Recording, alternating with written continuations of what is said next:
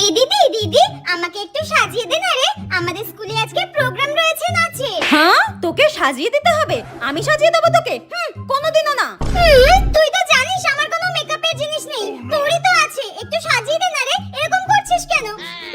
সেদিনকে আমার আইশ্যাডো প্যালেটটা ভেঙে দিয়ে আবার আজকে আমার কাছে এসেছে সাজতে। দাঁড়া, দেখাচ্ছি মজা। দে, সাজিয়ে দিচ্ছি তোকে, দে।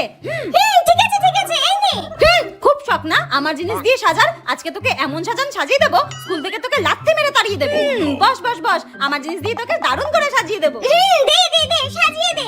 তুই চুপটি করে বস, তোকে খুব সুন্দর করে সাজিয়ে দেবো। তুই কিন্তু আয়নার দিকে একদম তাকাবি না।